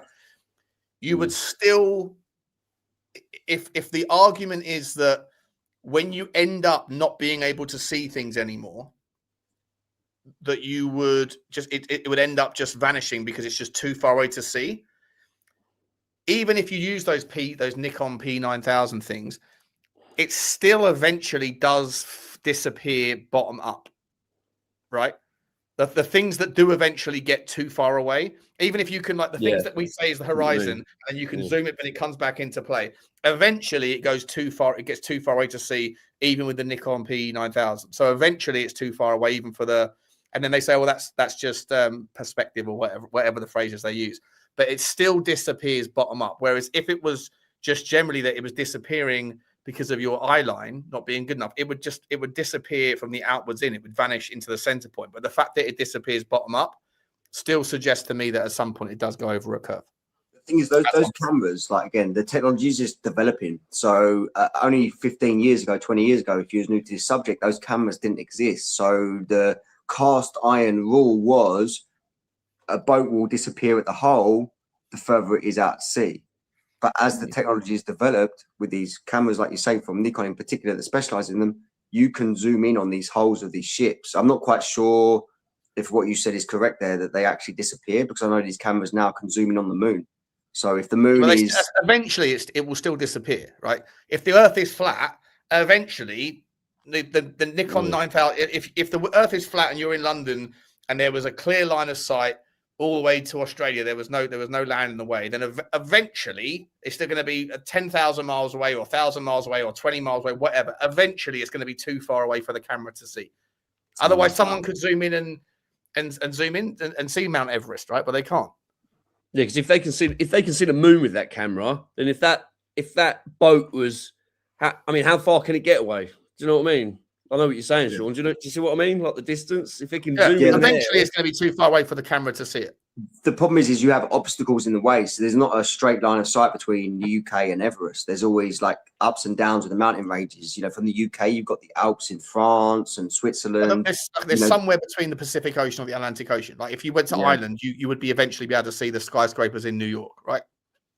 There's nothing in between there. That'd be an interesting test, actually. If you could actually go to the west coast of Ireland and actually see if you can find the east coast of America, that would be interesting. Maybe Eugene can help us out with that. Do it the other way. Maybe who could? East coast to Ireland. Who could? Eugene, did you say? Yeah. I mean, I know Eugene's the only person I know that's in America, and he's in the chat here. So, you know, like maybe he can go and get a big expensive camera and get on the east coast of America and see if he can zoom in and see some Irish people dancing around with some leprechauns or something. You know? Nick, Eugene, if we get a really, really long piece of string and we get 2 egg cups, we can have a conversation for free. Fuck all this Wi-Fi bollocks. We'll just do that and you just talk to me, bro. But I do think there are probably cameras that can probably do that, but I just don't think we have that kind of technology right now. But I do think we're getting to that point where those kind of technologies will become apparent, and when that technology does be given to the public, I do think the answers to these questions will be answered. But see, there's another thing, right? If you think about it, right, just imagine you've got you're standing here and you're looking at something, and then that's gone over the point of where it's going off, right? And that's water, right? Imagine if you had a laser, right, and you like pointed that laser, are you telling me if you stand there and you pointed that through the water underneath, you're going to go underneath a hump and then come out the other side of the water? No. Do you see what I mean? How that doesn't make sense to me. Do you get what I Most mean? laser experiments have been Water done. would bend the water would disrupt the laser. But we have. I agree with Nikos. By the way, we've seen Lake Titicaca or Lake Titicaca, whatever it's called, in Peru, where it's like 100 miles Flat body of water, and it's frozen in the winter. And then someone was on one side, and then someone was on the other side with a giant mirror or something, and they pointed a laser, and it bounced off the mirror and came back the other side, and they basically measured it, and it's like that. So that for me was, when I saw that, I was like, how do you do that? You can't do that. You're not going to refract over like 4 miles of curvature, like whatever that 100 miles 10 squared, whatever it is, the thing, you know. Like so like that. Listen, Nikos, there's plenty about the flat Earth thing that doesn't make any sense to me. Like that, I agree with you. Like, well, that's enough to get me curious. But there's plenty of things that also don't make any sense. So I understand why you and everyone else who does think that way thinks that way. But until I get some concrete answers for some of the things, I can't go on board it. Super chats, Antarctica Fund. Let's do it. Super chats. Let's get there. Let's prove Sean wrong. If there's ever a worthwhile cause to put in a super chat, is to see Sean's face going. I'd love it. I'd love it. I'd fucking love it.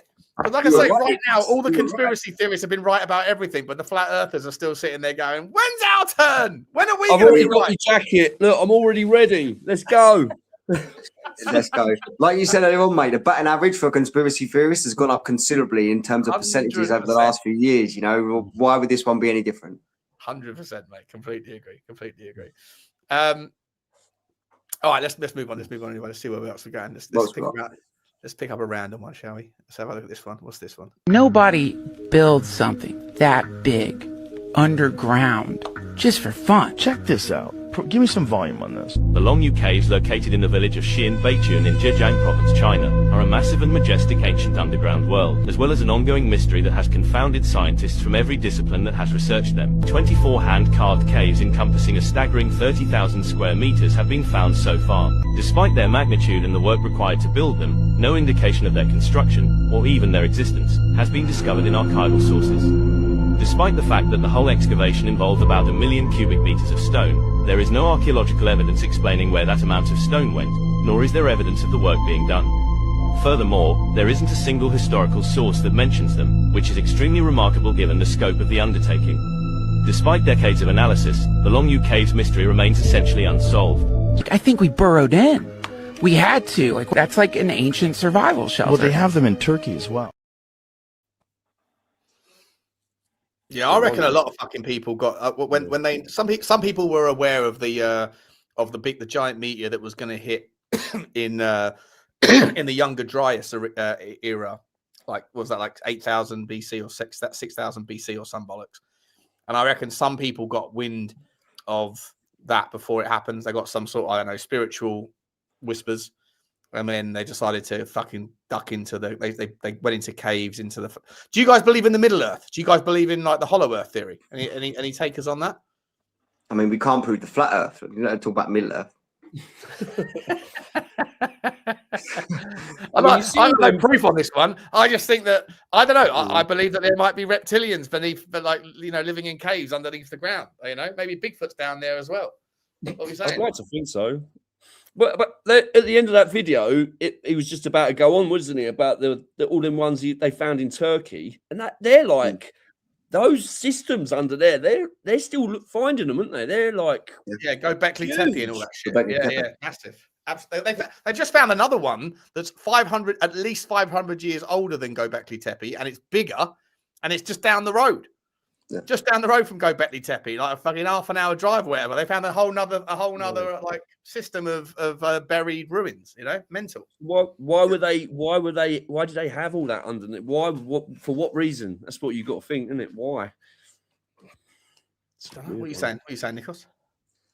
I think right now there's a lot of evidence to suggest that there was a civilization that lived under the ground for whatever reason, and it was a lot more predating what we're told about our history. So there's definitely a part of our history that's been hidden, and like I said, examples like Göbekli Tepe, and there's lots of ones in all over the world. Actually, to be honest, they find them, you know, on a yearly basis. You know, with what we come up with recently, with what's going on in the Giza Plateau in Egypt, I think we're seeing that there's something under the ground that's everywhere. So I think it's just a case of letting them expose it over time. You know, maybe you and I will be still here to do some YouTube content about it maybe in the next 20 years when they finally get to the point of telling people that actually, do you know what, there was a civilization that lived underground, and it would probably justify a lot, maybe a particular cataclysm. Some of these structures they're finding 40,000 years old. So, you know, this predates pyramids, this predates every single, you know, monolith on the face of the earth. So these particular underground structures are actually outdating everything we know about history. So we need history to be rewritten. I reckon those Egyptian pyramids are like, you know, Robert Schock, I think his name is, who turned around and said, pretty sure that that's water erosion around the bottom of the Sphinx, and it has to have had like serious amounts of water in a very short period of time to have done that. So because of that, these people are going, some people are going, that's true, therefore it has to, we have to put it back to a certain, in line with a certain equinox or whatever it is, or a certain cycle of the stars or whatever. And so they've just shifted it back to like that particular age group, or those people that believe that have just gone back to the previous iteration of how the stars were at that particular point in time. There's no guarantee that that's when it was from. They might have been from the previous iteration of that particular cycle of the equinox, or whatever, or the one before that. I think those fucking things could be like 200,000 years old for all we know. Mm. You know, I think do from you the remember research the film? I've done, Cool. so Do you from the remember the research film I've done, Creep? there's been seven different cycles. So there's been baptisms of fire. You know, there's been floods. There's been all different types of cataclysms that have hit the earth for whatever reason as a form of reset. And we're in that 6th or 7th cycle right now. They can't quite agree on what cycle we're at. Maybe one of these cycles required people to be under the ground. If it was let's say, for example, the people under the ground were exposed to fire, then being under the ground would save you from being exposed to fire. But if it was a flood, being under the ground probably doesn't make a lot of sense. So, you know, for me, like I said, I think there's just a lot of history that's not been taught to us or told to us that needs to be sort of exposed and it will come to light at some point. But I'm pretty confident. Do you believe in all these spirals and things that are underneath the pyramids? I think there's something under there. I don't know what it is. Like Nikola Tesla said that he figured out the secrets of the pyramids, and I think it was a technology. So it would probably make sense. It was some sort of type of technology that the pyramids are, that harnessed from the, you know, the depths of the earth, you know, from the core, or not quite down as far as what they say the core of the earth is, but maybe a couple of thousand meters, maybe a couple of thousand kilometers. I know that some of these dams are alleged to go down as far as 10,000 kilometers. So maybe there is a certain depth under the ground that's been covered up by a mud catastrophe that we're not aware of, that would cover a lot of this stuff up. I don't know, mate. I'm still learning every day, and I'm always open to, you know, new suggestions and new ideas. But it always, for me, the key rule is the maths needs to maths. Mm. I don't know. I'll be interested to hear what your thoughts are, Sean. Well, before we do, I think Adam was going to say something, and I'll definitely give my thoughts. What are you saying, Adam? Yeah, I was just going to say, do you remember that film Creep? Do you remember years ago that film Creep, where they go into that abandoned bloody train thing, and or something with a cave system, wasn't it? It was a cave system, wasn't it? And she finds all these like people that have evolved over time, where they've been stuck down there and things like that. I think there could be anything out there that has stayed in certain places and evolved in a certain way. I think there's a chance of that. Why not? Do you know what I mean? It just ain't been discovered yet. Could be. Yeah, I don't know. I've not seen the film Creep. Is it worthwhile watch? Yeah, it is actually. Yeah, I'll jump at horror films, but yeah, it made me jump. Okay, yeah, it's a good film. Yeah, I'll check it out. In terms of the pyramids, I've got no idea. I think that the Sphinx, the head on the Sphinx doesn't match up the size of the animal. So I feel like that was re-sculpted, recrafted, like at some other point. And I don't know what it was before. It might have been a lion before, and then they turned it into something else. And so if it was a lion, then it was probably, I think that's one of the suggestions as well, that it was therefore built around the time of when the equinox or whatever, when it was pointing towards a different star system. Again, I don't know. I've got no idea, but I definitely think it's possible that it's a lot older than even the latest redrawings of time. And if there's that shit where they have those giant spirals that go a kilometer into the ground, that's mental. That is mental that those things would have been built, 10,000, 20,000, however thousand. I mean, it's to me like this notion that we are the most advanced version of humans that have ever existed, and it's some sort of linear timeline, and that we're the most advanced is absolute bollocks. Like, you can see it a million miles away, everywhere you look, that there's no way that we were the best version of us that we've ever been. And again, like Nick, I think you're right, Nicholas. There's been 6 or 7 different civilizations or whatever, like human attempts at humans. I know that in the Bible they say, or in the Bible, the books of the Bible that were kind of hidden, they make out like that the gods weren't happy with humans, and like the Tower of Babel, they were trying to grow the Tower of Babel to reach the gods, and then the gods were pissed off or worried, and so that's why that they basically invented language so that they couldn't communicate with each other, and so that basically put an end to the construction process. And then obviously there's the floods and things. I got no idea. I think a lot of it might just be people trying to make sense of things that happen, and like the stories just get passed down through the generations. But I also think that the way that we interpret all that shit is because we think, well, look, if we don't know about those things, and we understand what asteroids are, we understand what, how the rain works and all this bollocks, and therefore, like, we couldn't possibly know if there was an asteroid coming to wipe us out. Therefore, they wouldn't have known either. That again is based on some presumption that we were the most advanced version of humans, and that everyone before us was dumber than us. And I just don't think that's the case, because we couldn't. There's no chance that the pyramids were built by people that were dumber than us. No fucking chance.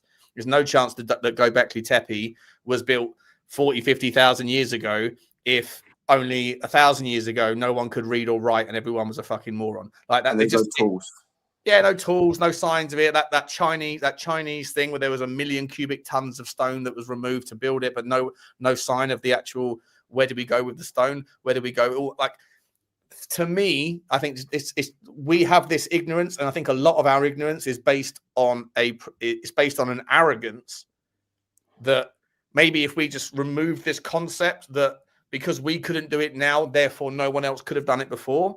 I think if we removed that from the concept of analysis, I think we probably get closer to scenarios and answers quicker than we do. I just think we're very arrogant as a species, and it's clear to me everywhere you look that we weren't as smart as people that were here a long fucking time ago. So that's what I think. If you can grasp the fact that we aren't the most advanced versions of ourselves that have lived on this planet, and there's been civilizations that are potentially more advanced than us, then a lot of these answers would actually be a lot more plausible. Yeah, that's what I'm saying. Exactly. That's exactly what I'm saying. Yeah. So, yeah, don't know though. In terms of what do I think happened, I've got absolutely fucking no idea. Couple of super chiddly chit chats from Andy Lester. He says, "Loads better than Spurs content. Do we have any jingles? We haven't got any jingles yet. I haven't even got the choo choo for you noise, Andy. I need to get some work. I need to get into it with some AI tools. Definitely gonna do an Epstein or a Prince Andrew or something face overlay for some banter. Once I get a faster computer, that'd be so. That Prince Andrew stuff has really backfired in his face. Like I remember, what was her name? Lady Victoria Harvey, one of his associates. She's so irritating. Who does she think she is? You're a loser. If you're not in the Epstein files, you're a loser. Only winners are in there. Mate, you need a slap, bird. You need a fucking ta across your grid just to fucking get. I mean, I wouldn't do it, but if there's a nice lady out there who's got a little bit feisty, like give her a chop around the cheeks. Jeez, right. Completely agree with that. I don't condone that kind of content, but yeah, I completely agree. You know what I mean? I'm not condoning it either. She made it quite public about 6 months ago. 12 months ago, when these files were before they was all being released and were said to be released by Congress or whatever. She made it quite clear that the photo of Prince Andrew with Victoria Giffey, whatever her name is, was a fake photograph. And in these Epstein files, there is numerous photos of Prince Andrew with young women all over the place, left, right, and centre. And there's also him going to the royal grounds. There's proof of him, you know, and the relationship between him and Epstein. So like, she's got egg on her face right now. Like, she made a big public thing about, you know, going on Piers Morgan and every chat show that would have her, LCB and GMTV and all that kind of stuff. She was doing some really hard work, graft for her money, whatever she's getting paid. Yeah, but these files show that they had a close relationship, that he was involved and was exposed to young women under the age of 18 years old, and he was quite happy in his surroundings. It wasn't like he was like uncomfortable. You know, there's one, have you seen the photo of him on all fours, like over some like woman, like young lady laying on the floor? I've got that here, I think. Yeah. Right, it's scandalous, honestly. It's scandalous. And there's still 3.4 million that we haven't seen. How many more are going to have Prince Andrew in? I hope they're going to drop some more. A satanic power had taken over our whole country, which had been able to occupy key positions in our intellectual and spiritual life and in our political and economic life. From these key positions, they were able to control and monitor the whole nation. This power has at the same time... Yeah. Scandalous. What's in this 3.4 they haven't given us, though? What's in that? Yeah, and they just expect us to trust them. We've given you all the things that don't include death, torture, child things, or whatever else, and only the victims are being redacted. Well, first of all, not all the victims were redacted, and loads of things have been redacted around people that shouldn't have been redacted. I don't think people are going to let it go until they get to see the bottom of it. But as far as the rest goes, we'll say we're never going to release the videos, never going to release this, never going to release that, because obviously it's illegal for anyone to see that stuff. Someone somewhere that has to be trustworthy, or a lot of people, maybe like 10,000 people or something, has to be allowed to go and see that stuff, just so that we can. I don't know if I really want to. I kind of do want to see it, but I just feel like it's one of those things where no one's going to trust. No one's going to trust the kind of the word of anyone that tells you I've seen it. There's nothing to see there. No one's going to trust that. Everyone smells a rat. It's kind of like you, Nikos. Like, you know, you until you get to see curvature with your own two eyes, you won't believe there's curvature, right? Yeah, 100%. I think what they've done here is actually detrimental to what they was trying to achieve. I think they was trying to do like let people see some stuff so that they can kind of go, oh yeah, maybe it's not as bad as what they, you know, what people have said it is. But I think by redacting a lot of these documents, like I've been going through them on my, like talking about them on my channel. Like, I think by them doing pages and pages of blacked out documents, retracting names of emails from people that have talked about torture and minors and Pizzagate and grape soda and all this stuff, like the conspiracy theorists are going to continue to ask questions about all of this subject until they unredact them all. But the beauty of the internet is there are people out there now that are writing code to actually unredact all these emails. Yeah, so I don't think you can't unredact things that have been hard coded with in PDFs after it's been done. I think there is. There was a guy I watched a TikTok on the other day. He actually done it live on screen. It took him 0.02 seconds. Certain things can be like if the file has the writing underneath it and then the tape is over the top of it or whatever, then that can be unredacted. But if it's already been blacked out and then it's been scanned as a PDF, then it can't be. Yeah, that's right. The first lot they dropped, I remember I was able to copy and paste it into a Word document. So like you could scroll your mouse across the redaction. Yeah, they did a horrible job on redacting. Horrible job on the first one. So they fucked up on the first one. But on this particular one, they've actually done a better job. But what they're doing now is actually realizing that they've probably got a whole bunch of people on the internet looking at revelations that are coming out. And then when they realize, oh shit, that someone's found something, and they go and redact it. So this is why it's a good idea to have all these files actually download it all straight away. Yeah. They realize you only get one chance. You only get one chance at a first impression, sort of thing. You know. Yeah, you think the next president will have it all out? Do you think the next president? Do you think the next president, like that comes in, if someone can get Trump out? Do you think the next president will come in, or could even use that as leverage to turn around and try and get it all out? Nah, they say this all the time, mate. I think everyone's like, no one's going to believe a fucking whether or not they do anything about it. I think that's two different things. But I think after this, no one's going to believe a fucking word that anyone says, because Donald Trump was supposed to be the last resistance towards the swamp or whatever, and he's just all he cares about is making sure that he's not in trouble, and he's bought and paid for by a certain group of people, isn't he? You know, he's mentioned in the 3 million they've dropped. He's mentioned one of the most times out of everybody. Like, it makes me wonder, like, how many times is he going to be mentioning the 3.4 million that are missing, and what kind of like information is going to be in that about him? So I've got a very horrible feeling that we're not going to actually see that last batch of files that is out there. But there's no without transparency, there will never be there will never be trust. There will never be an answer to the question. And maybe there won't be another president. Who knows? Maybe there won't be another president in America. Maybe he is the last president, which is why you don't give him. Maybe. Yeah. Sean, Trump was a Democrat running in the same circles for decades. Yeah, I know he was. But the Republicans are just as dirty, mate. They're like, let's not be honest. It's not left versus right. They are all bought and paid for dirty fucking shills. It's one big club, and we ain't in it. They are. I don't care whether you're left or right. It's all two wings of the same bird. And Trump for me is just as bad as the rest of them. 100%. Paul Brown says therapy first, then Antarctica. Yeah, I'll take it. Take it. We need more super chats. I like that. Big up to you, Paul Brown. Thank you very much, my man. I appreciate you, buddy. Appreciate you, boss. That's fucking brilliant. Get yourself well, and then we'll think about a holiday. Yeah. We might need to go down Antarctica and then need therapy, to be honest. Yeah, maybe. Exactly. But the guys, we've been going 2 hours. Let's do one more video, shall we? And then we'll round off. Yeah. Sounds good. Let's get a random one. What's this one? Didn't cross your desk, you say, for the CPS's failure to prosecute Jimmy Savile. Do you accept responsibility for that as the guy in charge? The first I knew about this was after he died. Really? I asked for a review into whether his case had ever come onto the desk of any of my prosecutors anywhere in the country as investigation into Jimmy Savile. But I thought at that time that there simply wasn't the evidence. The testimony simply wasn't compelling. Also, Savile did have a great standing with people, and so the threshold for any action taken was always going to be higher. And some of the claims felt slightly frivolous. He's a fucking lying, dirty, disgusting, vile piece of shit, that guy.